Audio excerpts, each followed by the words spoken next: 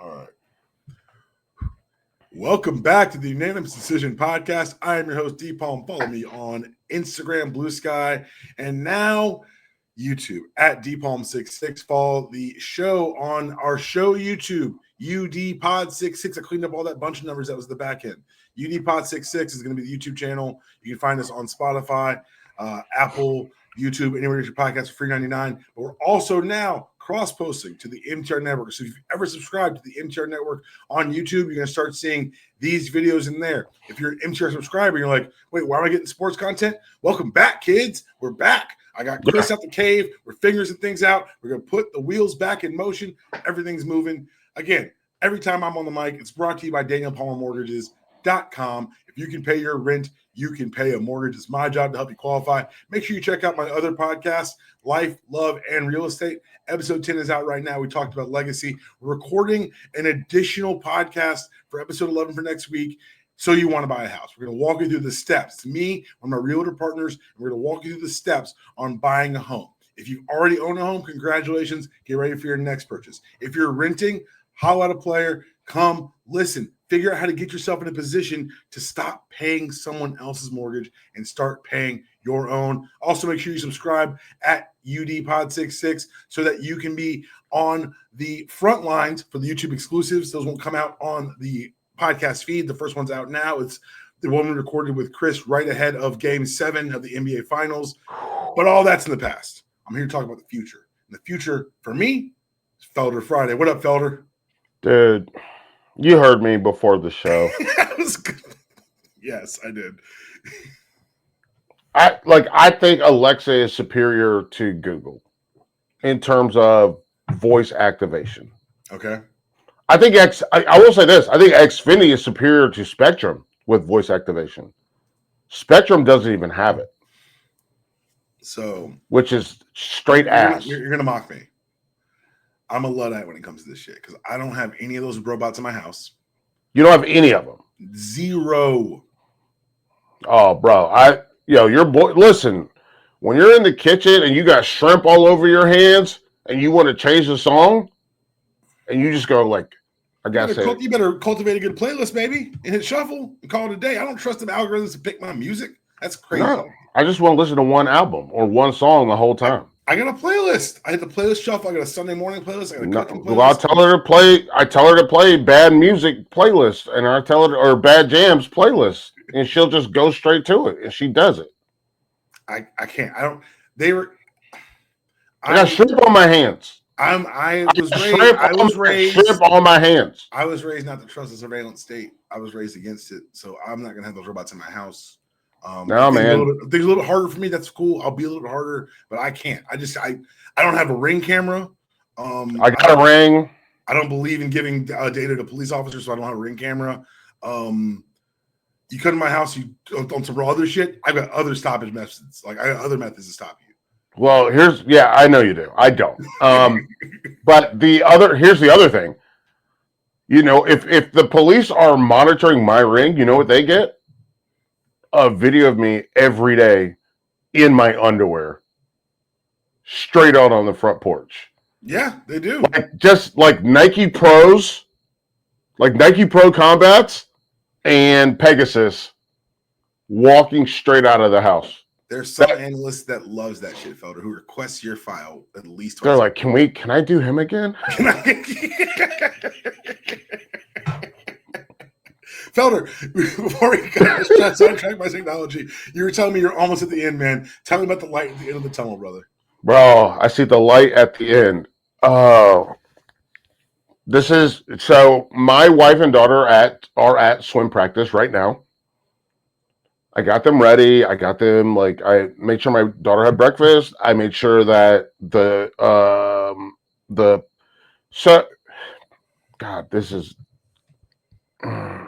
we have 3 swim bags. Okay. Well, we have 2 swim bags, 1 pool bag. Okay. So the swim bag that she likes the most is the orange one. My grandpa, Jesus Christ, he's been dead for a while. My dad, her grandpa, right, got her this orange TY. You guys don't know what TYR is. I understand, and that's fine. but he got her a TYR swim bag. In that bag, there will always be a bag of snacks. There will always be a swim cap. Smart. Got 2 pair of goggles.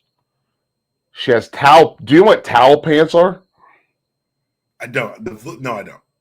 Educate me. What are towel pants? They are pants that are made out of towels. I was afraid that was the answer. I was like, he's going to say something that's going to be the exact thing I think it is. I'm going to feel stupid. So she has her towel pants are in there. Time out. So they're like terry cloth pants?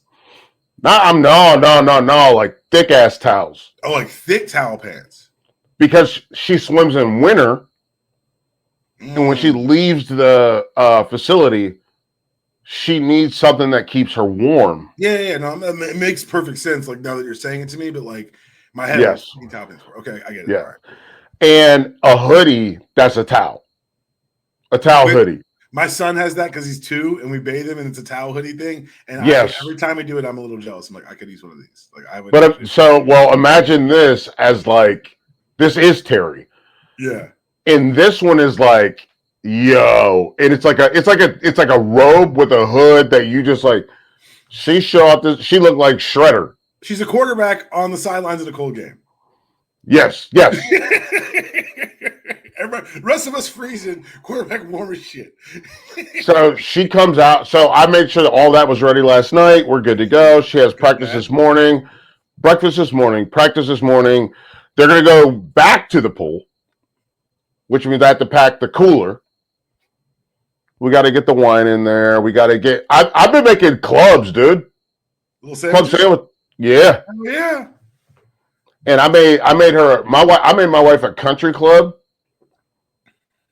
And she's like, "What is a country club?" And I was like, "Instead of the bacon, you use country ham." And she was like, "We'll see." And then guess what? When I emptied that cooler, that shit was gone. Gone. Every time. Gone. Every time. Gone. I made her a normal club this time. The only thing I leave off is the tomato because she doesn't like tomato. But in the cast iron skillet, you can put all 3 pieces. And my daughter comes in the kitchen. She's like, "Why is there 3 pieces of bread?" And I was like, "So it's a club sandwich. So there's bread in the middle." And she's like, "Oh, and this one goes in the middle?" And I was like, "No, this one with the lettuce and the turkey and the bacon, that goes in, you stack them like this." And she's like, "Oh, wow." And I was like, "Yeah, that's how I do." So that's how your boy does. That's what I'm doing. And then tomorrow, they used to have this meet at 8 o'clock in the morning. It's at 6 at night now. What? And I have this existential crisis of nothingness. Until 8 o'clock.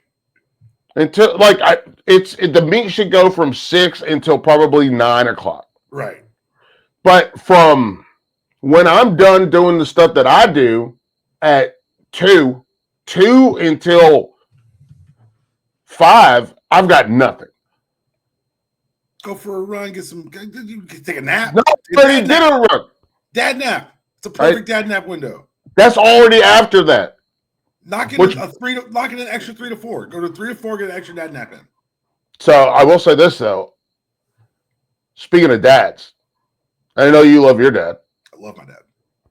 My dad came over. So 2 things. One, for the record, I did get these texts yesterday. I was like, I'm not going to engage with it. You know where I was. We'll talk about it later. But I could not engage with these texts yesterday. Why? So 2 things happened. One, my dad. The first thing so here's the triggering point. All right. Well, wait. You wait. You're gonna feel it. Okay. When your kid gets older, you'll feel it. What am I gonna feel? The end of the school year, they got 1,000,000 days. Yeah. Spirit days. They got this day, that day. Teacher Appreciation Week. A week. My parents I've been appreciating you the whole time. Maycember, because it feels like it's December, but it's in May because you got all these things to do at school. I've been hip to that game. Yes. Yes. So you got to do all this shit. So you're like, okay, and then the school year ends, and you're like, oh hell yeah, we're done. And then my kid's like, no, man, fuck that. It's swim time. It's swim time, baby. It's swim time, baby. And I have a neighbor who signed her kid up for swim. So this is the most ridiculous thing I've ever heard. And I was talking to my dad about it. I'll get to that. But this is the most ridiculous. My neighbor signed her kid up for swim. Like, not like for swim lessons, like to swim on the team. Yeah. He's older than Savannah. Okay. He can't swim the full length of the pool. She signed herself up for shifts, like work shifts. Okay. She's like, she asked my wife, and she was like, can Michael just do them? So I did, but I have to work at the swimming. We've talked about it. I have to work at the swimming. So this was not, she didn't do anything like wrong. I wish she would have just asked me. Like, the going around's weird, but okay. So I've worked every single meet, and I've volunteered for every single meet. And there's only one meet that they didn't need me, but even that meet, I worked for half of it. Yeah. And because they needed someone to change the numbers of what event it was. And so I did that. You're like, I'll flip the numbers. It's cool. I got it. So we go to the award ceremony, right? You know, you have the end of the season banquet type thing. Yeah. Or end of the meet. Yeah. Yeah, they had a pizza party. That's what's up. And they told me before that I was getting an award. Nobody else knew. Yeah. And so they go through all the kids' awards. Yeah. They go through like the coaches' awards. They go through the main volunteers awards. And then they're like, and there's another person that we want to recognize. This is a guy. So it's a guy. So we already cut out half cut. This is a guy showed up for every meet. This is a guy that did the hardest job that you can do. This is a guy that helped the coaches. This is a guy that helped the team. This is a guy that did, and there's one guy, this guy named Ben. He's pointing at me. He's like, you. Remember in Bad Boys 2 when you. Yeah. Me. So I won. I got an award for being the best volunteer. That's what's up. Congratulations. Well earned. And well, this leads to my dad. They were like, "We can't give it to you right here. We're going to give it to you in a bag, and you can take it." They gave me a bottle of Uncle Nearest. Can I just real quick time out? This is a footnote to this. This is a great story. We're going to the story. Uncle Nearest is my new favorite whiskey brand. Love it. For those who don't know, it's a black-owned whiskey brand. It is built by the families who said they taught the Jack Daniels family how to make whiskey. Not said. Jack Daniels said they taught us. I'm not getting into that. I don't want to hear pushback from people in the comments and shit. That's good. You're right. You know what? Text me. They can fucking hit me on Blue Sky, hit me on Twitter if they think it's a lie. But Jack Daniels said they taught us how to make number 7. But the cool part for me was when they interviewed the black woman CEO on one of the morning shows after the tariffs hit. They were like, "Are you worried about tariffs?" She said, "No." I said, "Why not?" It's American made. No. She said, "We get all our glasses from overseas." She said, "Well, why aren't you worried?" Because when he ran, I bought 3 years of glassware to get in front of it. Because look at that! I knew he wasn't lying. I was like, "Hey, man." You love to see it. You love to see it. Sorry, so, you go ahead. That stuck in my head from the moment I saw it. So I get this bottle. One, I will say this: they thought they were going to like teach me something, and I was like, "No, I know about this." No, yeah. That always applies when black people know black shit. Yeah. People are surprised. They're like, "How do you know?" And I'm like, "I'm black." I'm black. This kind of came with the package, dog. What are you talking about? Yeah, like, bro, that's like asking a G.I. Joe how to be a Joe. Joe, no. Karate chop action, bitch. What you talking about? but it was really thoughtful, and it was really nice to be appreciated because there are so many parents that volunteer the minimum or don't volunteer at all. And I do it I do it every time. And it was really nice to have someone be like, you did not have to do the stuff that you did. Right. Especially taking on the hardest job. Yeah. So we wanted to give you something that we thought you would, and it was cool that they were like, he will like this. That was a very thoughtful, appreciative. It was a very cool gift. It's a very cool gift. So I was like, and Kristen was like, oh, we can. I was like, I'm not opening this until my dad comes over. So my dad, they're at the pool. My dad comes over, 2:00. I've just got back from a run. I am full asleep because I'm exhausted. The heat is insane. We'll talk about that another time. But yeah. Yeah, so I go out for a mile. I come back. It takes me, and look, I understand. I'm a glorified mall walker. It takes me like 17 minutes to get this mile in because I have to walk because I feel like I'm gonna die. It's also like 1 million degrees outside. Like this is Yeah, the heat index when I went out for my run was 107. So inspired by you, I've been doing the walking. I'm back to 3 miles a day and shit. Yeah. This week, I came home. I was like, oh, I got an hour. I can get my 3 miles in. I stepped outside. I said, absolutely not. I went right back inside. I said, no. It's insane. I'm not 22. I'll tell you that much. I'm not about to for what. And my dog was like, yeah, we ain't doing this, dog. No. Yeah, it's crazy. So I come back. I get back at like 12:30, and I was like, you know what? My dad's gonna be here around 2. He said between 2 and 3, and I was like, between 2 and 3, that might be 2:30. Let me just like lay down for a second, then I'll take a shower, and then I'll be ready to go. I hear my beep, beep, beep, beep, beep on the door, and I'm like, because we changed the code because this kid next door knows the code. And I didn't tell my dad that we changed the code, so he's putting in the wrong code, and I hear it, and I'm like, oh shit, I got to get up there. And he's like, were you asleep? And I was like, no, I was rested. That's what I knew. I was 40. That's an old black man. I rest my eyes. I'm good. I was just resting. I had to just get off my feet. I was resting my eyes, and I got off my feet. That's what's up. That's so funny. I was resting. Just resting, dog. I'm still in my workout clothes at that point. Why would you? And I'm like, I'm not. And you know what's crazy? My sweat don't stink no more. That's not true. But go on. That is true. Okay, I'm not gonna do this with you. I'm telling you, dog. I don't stink anymore. Like it's crazy. Lucky Kristen's at the pool. Go on. She knows I don't stink. I'd expose your ass on this podcast like dog. I'm telling you, like I think I eat clean. I drink water. I need y'all to crack this whiskey so we can get this story moving. I'm not going to debate. So my dad and I spent about 15-20 upstairs just talking. I said, you want to crack this bottle with me? And he's like, yeah. So we go downstairs, bust it open, and I got these rocks glasses that are so like. It's another connection because my mom bought them for me. These joints, these are the rocks glasses that are heavy so heavy. Yeah. That like you could really knock a motherfucker's teeth out with these. And I was like, Mom got me these. My parents are divorced. But I was like, Mom got me these, but like this is like a connection because my mom doesn't drink anyway. So I went and got some ice.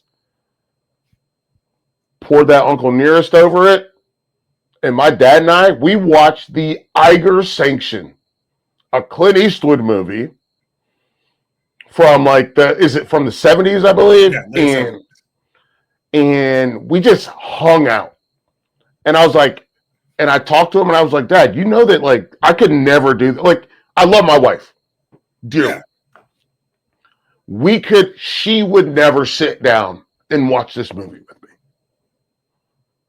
I was like, there's only one person in the world that would sit down and watch this movie with me, and it's you. And I'm so glad that I got to open this thoughtful gift, share it with you, and have us talk. And that's the best part, and we talked about it during the movie, because we've both seen this movie a ton of times. You ain't got to sit down and really be, We talked about the good, the bad, and the ugly during the Eiger Sanction. And we were like doing quotes back and forth. Yeah. And it was like you and I, like we were together. We talked about Andy Katzenmoyer. Jeez. Like we talked about the stack of Sports Illustrateds that he had.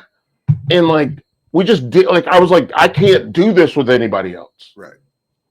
So it was just, and I told him, I said, hey man, and we did it like a cheers, and it was like, this is like my real like Father's Day. Yeah. Where I got to like spend time with my dad as a dad, and we complained the shit about like the way, because my dad comes to swim meets. So, and he's like you. He raised you, shit. So he sees like but my dad. So here's the thing: when my dad goes to the swim, I'm working again. That's how I got this bottle of Uncle Nearest, right? You put in the work, yeah. I'm working. So you know what I'm not doing when my dad goes to swim meets? I'm not talking to him. You can't get with your pops, no. So he is in this world that he does not understand at all. But he's supporting his baby girl, which is nice. That's all. Yes, that's what he's doing. And bro, I'm gonna tell you this: my mom and dad, when they go to swim meets, they go for race 3 and race 13, and then they're like, "I'm not waiting until 51." No, dog. I gotta go home. So it was just really nice, and that was like a really good like. Because I told you what I had to do on Father's Day, right? You got blackmailed. You got your child used against you. Yeah. Yeah. My kid was weaponized. Yeah, we said it at the same time. But no, but this was what I wanted. Like we had some whiskey together and we watched an old school Clint Eastwood movie. Man, that's a good little Thursday, man. Yeah. All right. What's up? I went to the zoo with the kid. It was the best experience of my year. Yeah. The first thing we see is elephants. And my nice. son loves it. That's the noise. So he loves a book. We go through the books, look at the pictures. He makes all the noise of all the animals. Yeah. The elephants. For like 3 minutes in the stroller, and he's not moving. He's not blinking. He's not speaking. I'm like, oh man, we have a bad day. And he looks up at me and goes, Dad, look, and then makes the elephant noise. And it was at that moment I realized that he realized that the animals in his books are real. And yes. The rest of the day, he's like, Dad, look. I'm like, hey man, we're having it was like. That's awesome. Full disclosure, I haven't been to the zoo in a long time. I had a ball. I was like, hey man, baby, look, it's this. I was like, I'm over here reading placards like, oh man, these are the venomous snakes from Iran and man. You just said Iran. Oh, you on a list. Damn it. We went to the reptile place and they had the turtle. It was inside? Yeah. Because my air conditioning is again hot as hell. But we saw they had the window where the turtles had the inside the terrarium, and they're diving in the water and swimming at the kids. And Matthew, Daddy, look, Wawa turtle. I'm like, yeah, buddy, Wawa. Yeah. So we had a fantastic time. I do want to say this just really quickly before we get into the rest of the sports. Yesterday, when you so Felder texted me at like 4:30ish, and it's I'm not going to go over any alleged misspellings; those don't count. But it does say, I hate this phone. You BlackBerry ass. You coming back though? And so we coming back. The text is like, my pops and I just drank a bottle of Uncle Nearest. And the reason we didn't get to record at the time is because I was at a funeral yesterday. I was at a funeral for one of my best friends. I know. Yes. He was the AD at our high school. He started the Georgia Association of Athletic Directors. He's in the Hall of Fame at Georgia. I believe he's in the National Athletic Director Hall of Fame. Bob Ward, great man. Took me to my first Georgia game. He used to take me in right. He was taking me and his son to Georgia games. And we'd be kids like sitting in the back seat, and he would just like drop little nuggets of wisdom on us. That's awesome. He was 51 when he had my friend, so he passed at 92. Woo! Life well lived, and and I can tell Bob Ward stories for days. But the one thing I will say, you know me, Felder. Yeah. I'm a man of vices. I have vices. I embrace my vices. I not too many crazy ones, but I have them. Bob Ward had no vices. And I don't trust most people with no vices. I'm like, what are you hiding from yourself? What do you not trust about what's inside you that you have to hide from your vices?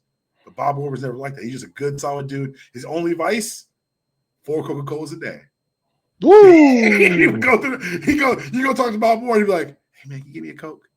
Yeah, I'll get you a Coke. And all of a sudden you're like, wait a second, how many people you do this to a day? Dude, he sounds like my mom. Dog, first of all, he went to seminary to become a preacher.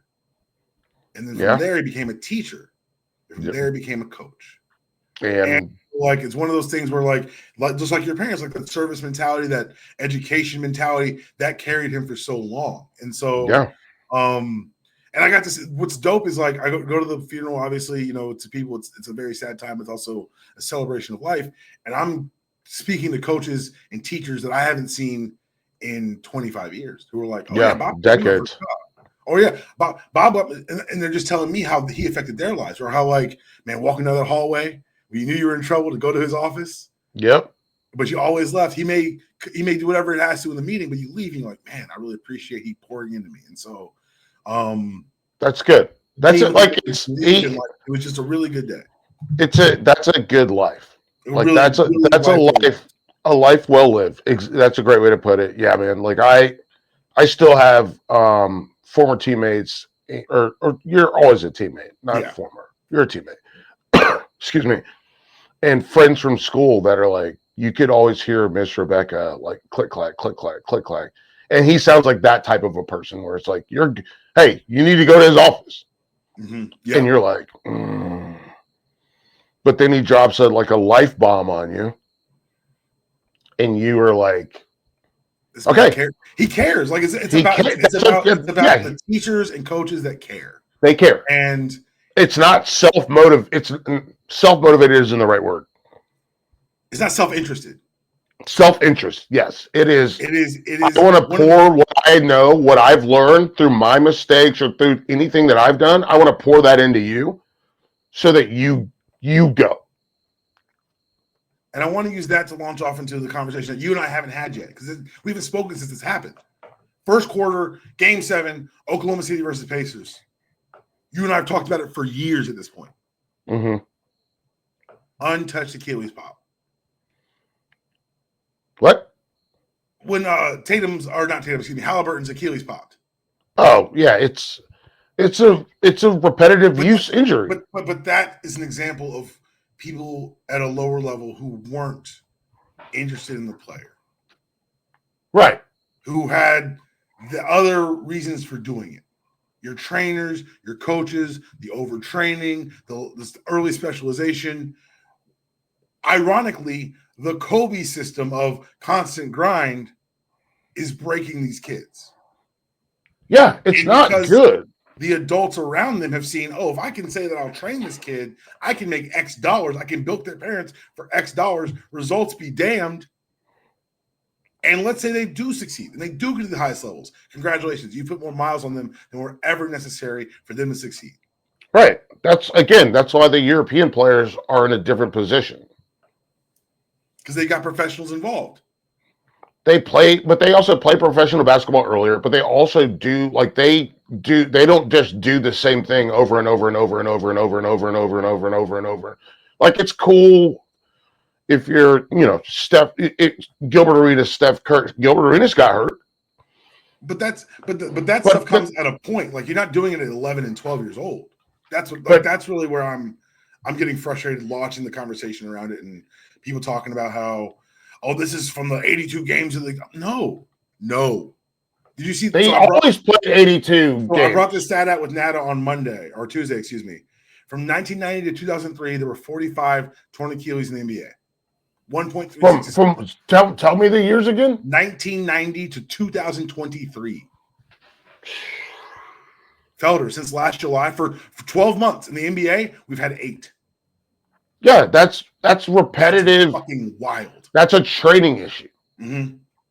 But it's something you and I have talked about, being athletes, being people who did this stuff, like the specialization, the overtraining. You and I have talked about this for years. Together, on wax, off wax, we've kind of been like, hey, man, you've got to make sure these kids are getting variety. Otherwise, this is what's going to happen to them down the line. Or even on a lesser level, you're going to get burned out and kids don't want to do it past a certain age. Right. So with burnout, I think about Elena Deladon. Mm-hmm.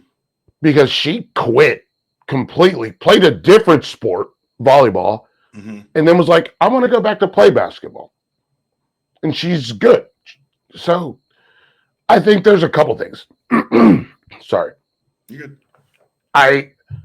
I think overtraining is number one. I think we first saw this pop up with the amount of kids that were getting Tommy John surgery in baseball. Because like, why is your 13-year-old throwing curveballs?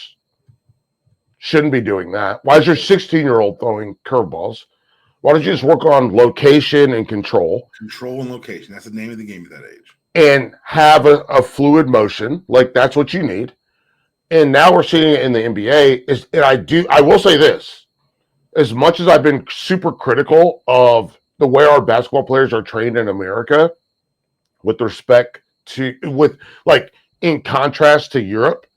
Mm-hmm. But in Europe, they do a lot of different drills and a lot of different body movements that allow them to, and then, knock on wood. Yeah. Luka's not going to get hurt like that. So that's a very funny thing because we've seen now that the predecessor to the pop is the calf strain. Yeah. Luka missed 6 weeks this year with a deep calf strain. Right. And then he was like, my game is different. I changed this and I go forward. American basketball is rooted in explosion. One-on-one, beat your man. One-on-one, beat your man, explosion. And I don't care. And here's the thing I don't think people realize. Everyone, when you say explosion with respect to basketball, everybody thinks it's talking about like a blow-by to get to the cup. They don't think about like a step back is still explosion. Dog, not even a blow-by. If I can get parallel to you, right now I've got options. I don't need to blow all the way by you. I need to create a situation where I've got space and leverage. And so it's hard to watch it happen because I have do you have friends that have ruptured their Achilles? Shout out to Rich. Rich fan over at PW Torch. He's a friend of the pod. He's on the show a lot. He tore his playing flag football last fall, and he's a 40. And so that's no. Achilles at this point in my life is my biggest fear in the world. There are two things, and again, knock on wood. There are two things I'm scared of: rupturing my Achilles and falling down the stairs. I've fallen down some stairs. I'm cool. I can take that. I told my wife the stairs we had in Chicago. When we lived in Chicago, we had 16 stairs. Count them. 100% every time. We had 16 stairs. I told my wife, if I fall down these stairs, stab me in the back of my head. Dead. I'm dead. I'm done. I don't want to. Just put that knife, put it through my C3, and I'm done. Call it a wrap. It's over. I have a life insurance policy. You're going to be fine. You're going to be straight. Oh, my goodness. But, don't, let this be, I can't. What do you want me to do? Rehab from this? No. But, no, I think it's just repetitive. They're taking the leg. Take the leg. I don't care. Yeah. I almost cut this finger off. And I was I'll go back to Felder Fridays for that last story, please. I'm sitting in urgent care, my finger won't stop bleeding. And I was like, if you have to cut it off, cut it off. And they were like, huh? I was like, just cut it. It's about 1870. What are you talking about? I was like, just like Ronnie Lott got his finger cut off, just do that. Did you just equate yourself to Ronnie Lott? Toughness-wise, yeah. Not the skill. Look, you might be wrong about the Ronnie Lott thing. You were right about something else. These Thunder players are boring as fuck. Bro, these dudes are mad boring. They are lame as fuck. I told you. Did I say it last week? I told you as soon as Felder, when it happened, I was like, God damn, Felder's right. This sucks. These dudes are mad losers. How was the Fortnite lobby that night, guys? These are losers. I love the block that Chet did. And I love that Shea is doing his thing. It's cool. If you don't know how to open up, I've been opening bottles of champagne since I was in middle school, early high school. That's why we didn't make the league, baby. That's why we're over here talking about it. Yo, but here's the thing. And to go back to the Achilles thing, to come forward, these dudes was Michael Jordan was playing 36 holes of golf. Yeah. He didn't never have no injury issues. You're right. Charles Barkley was drinking like 40 beers. But that's at halftime. But like all I'm saying is like these guys don't do nothing but basketball. And it's because the floor of the NBA player has gone so high. Like Ben Wallace couldn't exist today. No. If Ben Wallace existed today, these kids would all be scared of him. I'm scared of him. Fuck the kids. I was scared of Wallace's big ass. But I'm saying he's a 6'8" center blocking Shaquille O'Neal. But these dudes they're mad losers. Like I don't I try to be like good kids. These are fucking losers. They are good kids, but good kids can be losers. Like they can exist parallel paths. And I'm not saying losers as like a bad thing. No. I think it's good that my kid is a loser. Like my kid's a mad nerd. She likes school. I'm like, what are we doing? You like school? You want to be there? When does school start again, Daddy? And I'm like, what? Go read a book. Here's a bunch of books. Go read these. Yeah, she's reading Lemony Snicket like start to finish, like the whole shit. Get her like the art of football. Bro, let's turn her on OC.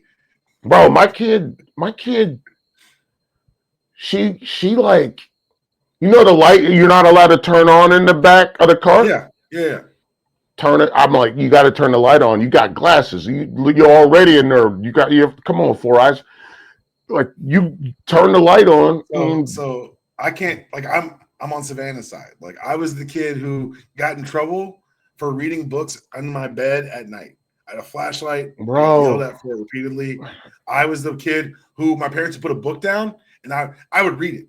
My dad used to travel a bunch for work, and he would get like those. Hang on a second. Let me show you.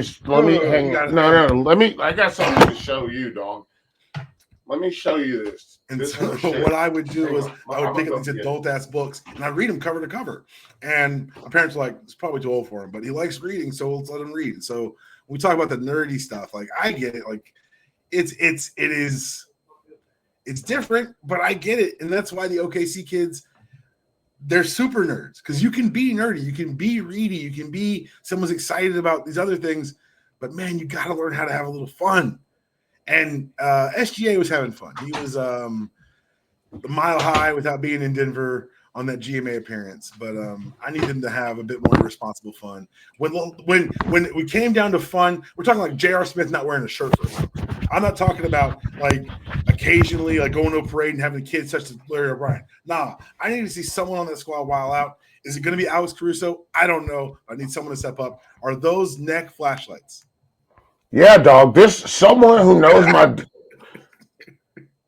Ava's mom bought my kid this because she knows Savannah likes to read and she likes to read at night. This is a neck flashlight. Okay. Like, I'm not joking. Like, this is. Me and Savannah, kindred spirits, baby. I get it. Tell her, how old is she now? 7. When she's about 10, I'm going to send you all the PDFs for the Animorphs books. Dude. They're great. She'll love them. My brother, that's one of the only books my brother ever read. The whole series. My brother didn't read like shit. 11 years old. My brother didn't read shit. He read Goosebumps and Animorphs. Get them whatever it takes. Yeah, like all I'm saying is like they don't know how to open a bottle of champagne. They've never been. That means no. That means they've never been to brunch. Some of the dudes had never had alcohol before that night, and they're like, I heard that too, and I was like, yo, what did you do in high school? As someone who didn't drink in high school, what did you do in college? Even if you only get it for a year, you had to go somewhere. You had to go for a year. You had to. Well, that's the thing. But I started noticing it early in college. Mm-hmm. Because can I tell you who the lamest person was that I know from college? Who? Like lamest, like big time name? Who? Tyler Hansbrough. I see it. This dude would just be in his big ass button up shirt with huge ass jeans on, just standing on the wall. Drinking a Coke. And girls would be like, oh my God, that's Tyler Hansbrough. Oh my God, it's him. And they'd be like, do you want to come? Like, we'd be at the PDC, Players Dance Club. And he'd be like, what? And I'm like Sean May, cool as hell. Sean May was cool as hell. Raymond Felton, cool as hell. You know, Rashad McCants, we didn't really like get down with him. Okay. But like my quarterback, Darian Durant, cool as hell. I've never seen someone rip off more cash to a bartender than him. That's what quarterback's supposed to do, baby. You're the leader. Lead us. And it just is like if you don't know, like, and I guess like I don't know if it's, I mean, maybe it's good, maybe it's better. I mean, times aren't better in our society right now. No. Times were better when guys were doing cocaine in the bathroom and, you know, cheating on their wives and fighting each other with respect to the NBA. Yes, 100%. Like our American times were better. There have been a lot of college football news. We'll get into it in the fall when we get like everything settled. Yeah. I want to ask you about one thing that happened in college football this week. Mm-hmm. Because I had to reconcile with the fact that my favorite coach of all time is a man that I hate. He ruined my childhood. But as long as he's not coaching on the other sidelines and you give him a microphone, he's the most entertaining man in America. Steve Spurrier asking the important questions. Most people are picking Texas to win the SEC. They've got Arch Manning already winning the Heisman too. My question is, if he was this good, how come they let Quentin Ewers play all the time last year and he was a 7th-round draft pick? Felder. So I'm of two minds of this. But well, talk about this is a joke. This is a question I've been asking since it happened. And the fact that it took the old ball coach for the national media to ask it to is driving me nuts. But yes, give me the two minds. I think this is a lot like Tua and Jalen. Okay. I think that whole entire team knew that Arch was better. Just like I think that Alabama knew that Tua was better than Jalen Hurts. Okay. The reason Quinn was a 7th-round draft pick is because everybody realized he was not that good. Right. Arch, I did a deep dive on Arch last week. Okay. I love him. I'm a buyer. All right. And I need to see it in game, but me talking to you this past year has opened me up to maybe I need to stop being so knee-jerky about Arch. But it's here's the thing. I don't care who you're playing against. A 67-yard rushing touchdown from a quarterback, white quarterback, that's something. Yeah. A 30-yard run against Georgia, like watching him, and the thing that really stood out to me, there are two things that stood out to me. This dude got smoked, but he got the first down, right? Against Georgia. I don't know the exact hit you're talking about. Yep. He got smoked. What did he do? Popped right back up. And went and got his helmet. Mm-hmm. And was like, what didn't he do? Go to the sideline. He didn't do the Carson Beck thing. Hey. Well, help me. Oh my God. These boys are being mean to me. Sounded like, actually. That seems like a pretty fair and accurate representation. The boys are being mean. I hate you. They're being mean to me. Help me. Why do they keep hitting me? I'm wearing a red jersey. They can't touch me. What? They're touching me, being mean. Arch was like, fuck this, dog. Let's play some football. That's right. You're not wrong about that. No. He can drop it in the bucket. He can change his arm slot to punch it. I'm in on him, dude. If I'm wrong, I'm wrong. I need to see these first couple of weeks. I'm probably closer. I'm a lot closer than I was during the playoff, and I was like, hey man, play a motherfucker if he's any good. What are we doing here? Like, I think Sark gave Quinn, and I relate it to the Alabama, the Hurts. Yeah. I think Sark gave Quinn all the rope that he could. But everybody in that locker room, like, they fuck with Arch hard. They fuck with him the long way, dude. I've seen that too, yeah. Like, he went to St. Louis. This man is in the Lou. Nelly, like, come on, dude. Like, he's in the Lou. And everyone that I saw, they were like, this man is like for real in the trenches. Like the worst part of St. Louis. Everyone forgets the manager from New Orleans. Right. They do. Everyone forgets this whole family from actually not this family, baby. But here's the thing. They're not gonna be shook in many rooms. This guy he went to the Lou for Wingo's camp. Yeah. And then I started to think back, like retro. Oh, he's been going to the Manning Passing Academy for his entire life. Exactly. And it's been with all these other guys. Just being around guys is such a huge... Not just rich white guys. No. A bunch of dudes. Like, this is a camp that Johnny Manziel got kicked out of because he got too fucked up. Mm-hmm. He was there. That's a good point. He's seen it all. He's seen the good, bad, and the ugly for the last 15 years of college football. Like, he knows these dudes. And it doesn't matter if it's Lamar Jackson or if it's Miller Moss. It doesn't matter. All those dudes, he's there. So he understands. Miller Moss just transferred. Obviously, the Lamar Jackson thing. I'm trying to look at Louisville's roster. Yeah. So it's just, but he's been around every single one of these guys, and every single one of those guys come from a different walk of life, and he gets it. And that locker room understands. Like, nobody invited Carson Beck to their fucking hometown for shit. But like this also owes to the benefit, and we've talked about this before, but like the extra generational of this thing, because his uncles ran locker rooms of different guys. And if you talk to the guys who played with them, they all ride for those two dudes. Yes, they like a man. Exactly. They love those guys. They love them, they respect them.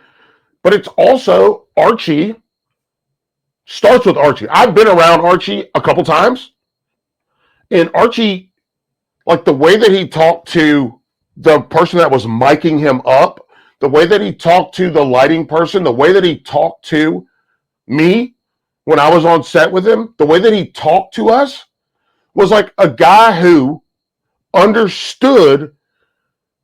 He got it. He understood that, like, you got to treat every person like a person. They're not here to serve you. And look, in theory, they're here to serve you. But in reality, they are still people. By the grace of birth that you're not miking them. Yeah. Like, it's like you, and I think Arch has that in him, which is why he went to St. Louis and signed footballs and did all that shit. And then also, he did talk to these kids. Yeah. Most of these kids are never going to play D1 football. Most people don't play D1 football. Exactly. That's a really good point. Most people don't do that. Yeah. But he talked to them and he let them know, like, what's up. Like, I don't think there's anything fake about him. And I think there's a lot of fake stuff about other quarterbacks because they've been, to go all the way back to talk about specialization. I think quarterback is a specialist. Yeah. And a lot of these specialists never interact with real, actual football players. But I do think he does interact with actual football players. And that's something that, to me, does matter. Like, that's I think a really good point, because, like, you saying that makes me think of the quarterbacks that I know from people who played with them are highly regarded as people, are guys who either came from football families, so like they're like Peyton and Eli are quarterbacks, but they're also football players. They're football players. If you don't understand that combination, then okay. Tom Brady, 5th round draft pick, backup forever at Michigan. That's a football player. That's a dude that Tom Brady is a guy that would, like, he fucks heavy with, like, the offensive line. Like, they go and hang out. Go talk to anyone. Go talk to a defender who played with Tom. They all love him. Harrison. Now go grab a player who played with Aaron. Dude, I was going to bring him up. And I was going to keep you from having to do it. Honestly. Here, dude, look, direct quote from someone who played with Aaron Rodgers. If he called me on a Friday to hang out, I would say no. Clay Matthews calls me, we going out. Jeff Saturday calls me, we going out. Aaron calls me, fuck no. And that's what I mean when we say quarterback versus football player. There is a difference. You can bridge that gap. I do believe of current players. I think Jalen's bridged that gap. Jalen Hurts has bridged that gap. Because Jalen Hurts is a football player. His dad's a football coach. And here's the thing. I don't mind saying this. I was wrong about it. I didn't think he was going to translate. It worked. Because, again, I think that he's a better football player than he's a quarterback. If that makes sense. 100%. I think he's a better football player than he is a quarterback. Yes. That does make sense. Patrick Mahomes, that's a football player. That's a football player. Go talk to any dude who's ever played with him. It's very interesting because and without me banging on a child, the Carson Beck thing. Yeah. When he went down last year, there was no it was all about how much they believed in the next guy. And for me, Gunner's going to be good this year, man. Great this year. But that was a stunning indictment for me on how that team saw Carson. And I think that's why, because Arch had to play, obviously, and the team was like, yes, this guy.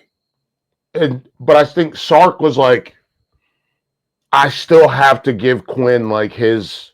I want to take it one step further. It might be a psychological thing to where Sark looks at the buildup of his team and says, "Man, if I can get them chomping at the bit for this kid." First of all, it's not chomping at the bit. I said it I was like, "Fuck!" I'm gonna hear it from Felder. It's champing at the bit. I apologize to all my teachers and anyone else who noticed that. Besides Felder, I'm not apologizing to you. I'm apologizing to everyone else who called. You know, I'm a horse guy. I know your horse calendars that well documented horse guy. But it also created a situation now where those guys who work want to do it. They're begging now you've got them now you let the dogs go. You got them all in a lather. Now let them go. The dogs are riled up, and you're holding the leash. Mm-hmm. Two hands. Good wide base too. Holding back. Wide base. You saw me do it. And then you're like, okay, let's go get them. Go get them. They're going to go run them down. And I do think that. I think the Georgia LSU, because Nussmeier is also very good. We haven't talked about him nearly enough, but Nussmeier is very good. We'll get there in the season as we get closer. And then Alabama, because they're a mystery to me. Yeah. Year 2 DeBoer is going to be interesting. And then Texas. I think those are the 4 that I'm looking at. And they're going to this. This is going to be it's going to be knockdown, drag out. It's going to be SEC is going to be a fight this year. And I hope all Georgia fans are ready for it. It's not going to be 2019, 2020, 2021. It's not going to be that. I'm excited for Gunner Stockton. I'm in on Gunner. It was the same thing as Arch, right? When he stepped in there, I know he's from North Georgia, but when he stepped in, them boys was like, let's rock and roll. He reminds me of Stetson and Jake Fromm. Yep. He's they like him. I think that was. Does he drive a truck? I bet he drives a truck. I bet he does too. I was trying to explain it to someone else. I was like, Georgia had to run a quarterbacks that weren't necessarily on the field great, but the players liked them and believed in them, and that allowed them to elevate their game. Yeah. So Stet, you and I argued about Stet, not argued, but talked about Stet when it was happening. But it was I don't see the physical gifts, but there's a power of belief at that level of football that can carry you very far. Before it's just him I want to bring up one more. Him and Lad McConkey just out there, just being white together. Yo, Lad McConkey is tearing apart. Lad and Brock tearing apart the NFL makes me madder about their stats at Georgia. But we'll talk about that later. That's a whole other podcast. No, the thing that would make me upset is George Pickens, because Georgia's had 1,000-yard receiver ever. Excuse me, 2. Are you serious? 2 ever. That's insane. That's one more than Auburn. But the crazy part about it, though, is we knew George, obviously George Pickens, certified crash out. But, when you have a guy that literally could just take 2 fingers, he's done it twice. He's done it 2 times. He did it against Georgia Tech, where he just grabbed the guy. One of my favorite Georgia clips of all time. grabbed the guy with 2 fingers and just threw him into a wall. And then he did it in the NFL and was like, hey, man, yeah, fuck you. Bang. Bang. Like, and you can't use this guy? This could have been, imagine if that was your Julio Jones. AJ Green never broke 1,000 yards at Georgia. That's wild. Brock Bowers never broke 900. Dude, he could have been. I thought Bowers had 1,000 in the playoff. This man played 17 games, still can't do it. I'm telling you, the numbers, when you look at Georgia receiver numbers, none of it. I think someone tweeted at Spencer this week and was like, hey, AJ Green never broke 1,000 yards. Who was his quarterback? Did the coach just hate him? And Spencer's like, it was Matt Stafford. Matt Stafford. Don't ask any more questions. Yeah, what are you joking me? I'm telling you, it's crazy. Georgia fandom is wild. All right, last thing I want to talk about. We're doing yes. very briefly before we get out of here because we both got stuff to do today. Yes. The NFL collusion shit. And everyone, okay, so first of all, if you haven't paid attention, I get it because they've been actively suppressing this story. Yes. Pablo Torre and Mike Lombardi, not that Mike Lombardi, the one who does reporting. Yeah, the reporter. The reporter went out, and so for those who don't remember, when Deshaun Watson was given the guaranteed contract by the Browns, that summer, Lamar Jackson demanded one as well. Didn't get one from the Ravens, so then he demanded a trade. You may remember no one tried to trade for him. Right. They did discovery, and they found out all these emails, all these texts. There's one between Bidwell and Spanos, the owners of the Cardinals and the Chargers, respectively, talking about how they were going to not pay Kyler Murray so that they wouldn't have to go break the bank for old buddy in LA. And so while the arbitrator deemed it was not collusion in the evidence that was seen, more has come out because the NFLPA They didn't work for these guys. Get into the story. I have my own personal feelings about DeMaurice Smith. At no point in his tenure did I feel like DeMaurice Smith, I may have said it, but I never actually felt that he was working against the players' interests. The guy who's currently running the NFLPA, please listen to the podcast. Pablo Torre finds out it's rude of me to send you to someone else's show, but you should probably listen to it. It's a story that people are like, oh, it's not going to be reported on by NFL media partners because the NFL does not want it reported on. Right. But this is a real big thing, and this is why I tell people that I don't care. Why would I care? Listen very closely. If they'll do it to millionaire football players, imagine what your bosses are doing to you. Yes. That's the thing for me is like Kyler, Lamar Jackson, and then they lock it in a vault. And the CBA, the CBA, collective bargaining agreement. Mm-hmm. It's designed to protect players from things like this.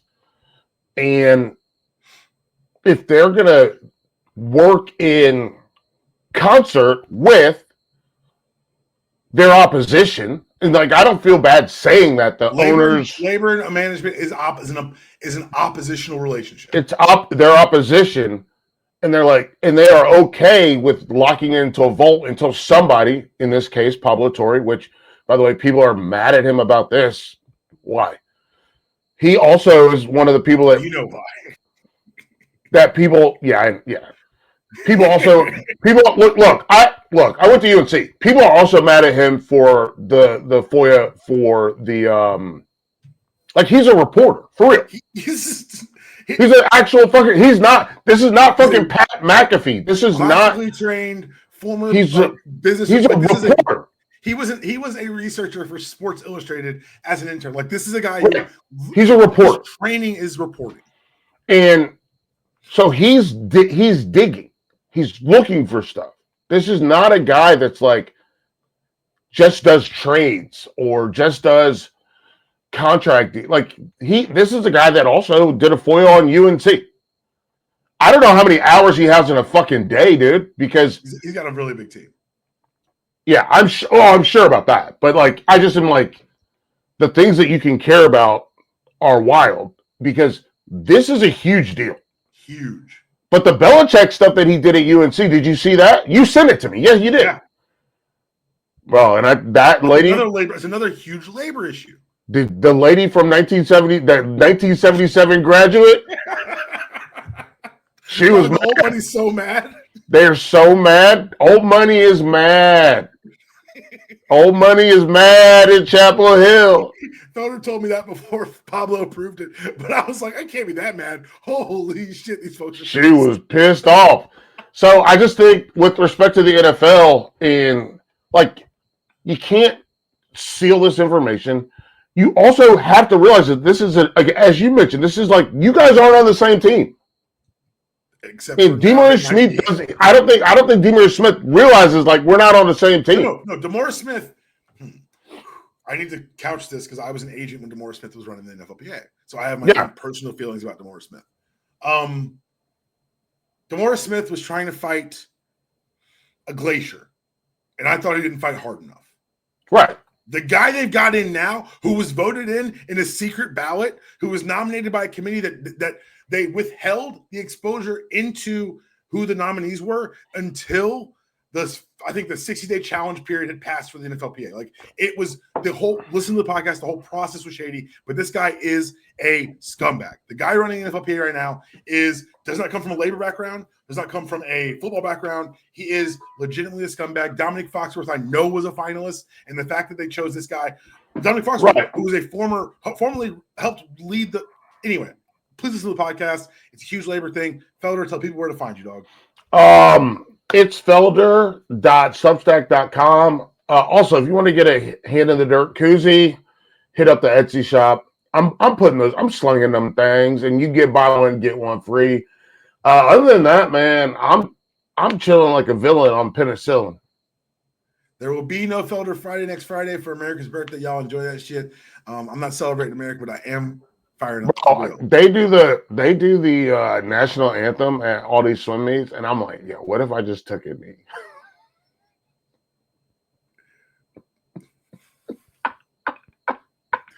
Can I tell you that's my biggest like I don't stand in sporting events for it anymore, and I get looks from people. What you gonna do? Fight my big ass? And so, but like at a swim meet where you're running everything.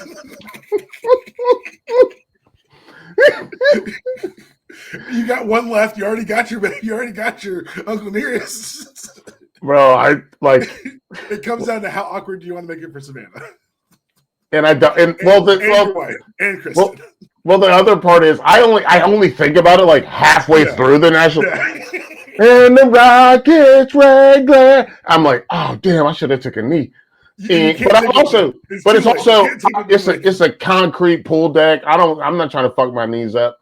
But I will say this, because my dad was there for one, and he was there early enough to have that happen. The full experience. And he and I did the same thing.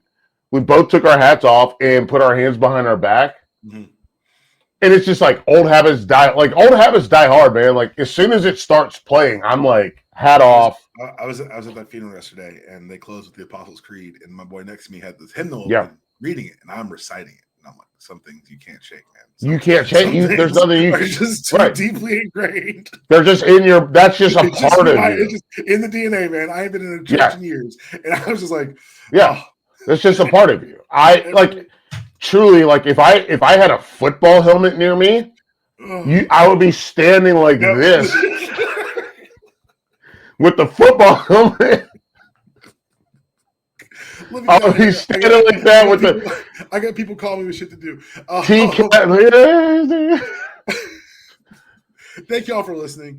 If you haven't checked us on YouTube, make sure you do go to UDPod66 at UDPod66 on YouTube for the show feed. You can also wander on over to MTR Network. We got the whole network feed up there. We're getting podcasts come out on both. There is a little poll at the end of the podcast that you're going to see when the thing goes up.